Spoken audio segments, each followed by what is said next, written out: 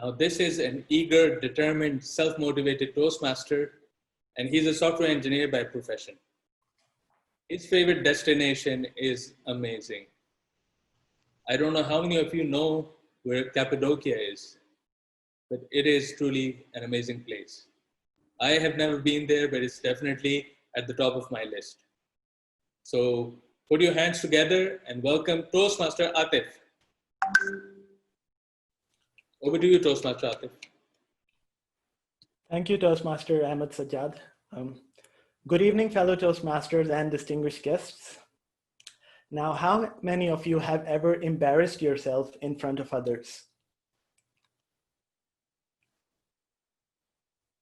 Okay, many of you have embarrassed yourself. Daniel is raising 2 hands. Okay, so we can go step by step and you can share your embarrassing stories. Of course, I'm only joking. I'm going to share one of my many embarrassing stories with you.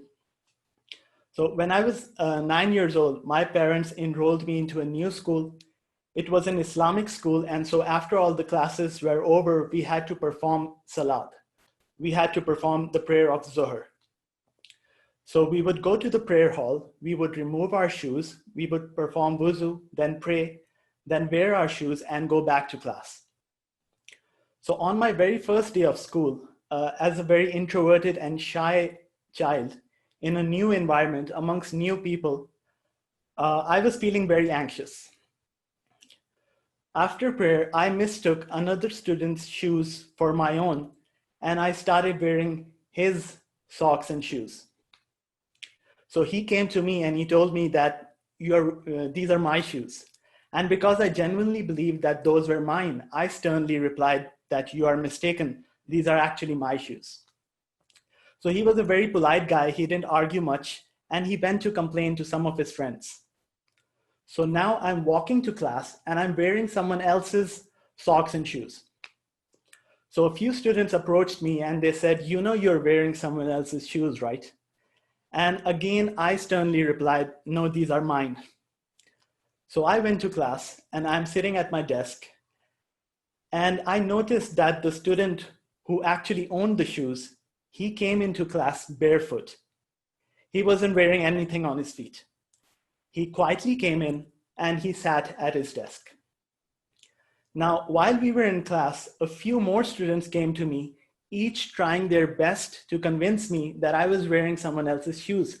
And my response was always the same, no, these are mine. And with each approach, I became more aggressive and angry. As each student approached me, I got more angry and my response was more aggressive. And the whole class could feel that I had reached a boiling point. And so everyone left me alone. So the teacher came in and she dismissed the class for the day. And as I was packing my bag, I noticed something about the shoes that suddenly made me realize, oh my God, these are not my shoes. So now I was stuck in a dilemma. I didn't know what to do. The entire class knew, and I had just realized it. So a part of me wanted to wear those shoes and take them home and save myself the embarrassment. But that would mean that that poor student had to go all the way home barefoot. So I gathered my courage and I ran to the prayer hall and I wore my shoes that were there and I took his shoes to him and I sheepishly gave it to him and I said, I'm really sorry, I made a mistake. These are actually your shoes. So the entire class, when they saw this, they started laughing.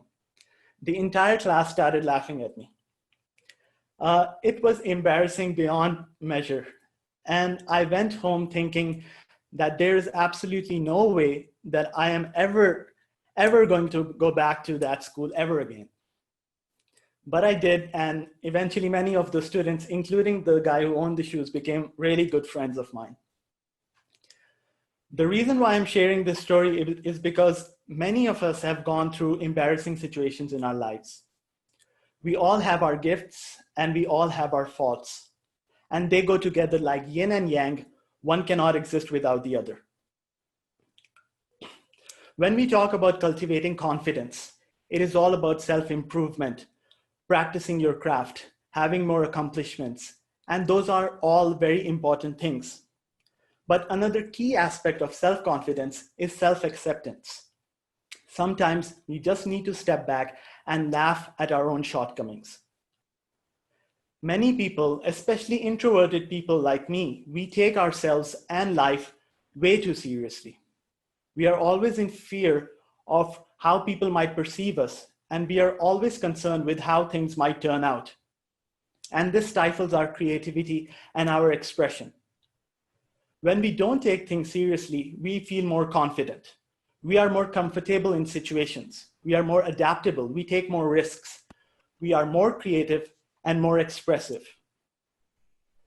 Bronnie Ware, an Australian nurse who worked in a hospice for several years, said that the biggest regret of dying patients was taking life way too seriously. Some of them wished that they hadn't worked so hard. Some of them wished that they had allowed themselves to express themselves fully. Some of them wished that they had lived more happier and carefree lives. We cannot truly enjoy the experience of life if we take life or ourselves too seriously. Life is diverse, whimsical, spontaneous, and beyond our control. Sometimes we just need to step back and enjoy the spontaneity and, frankly, the absurdity of life. And the best way to do that is to accept our own absurdities and find humor in it. So, ladies and gentlemen, I would like to end this speech with a brilliant quote by Dame Edna Everage, and it goes, "Never be too afraid to laugh at yourself. After all, you might be missing the joke of the century." Back to you, Toastmaster Ahmed. Thank you so much. A round of applause for Toastmaster Atif.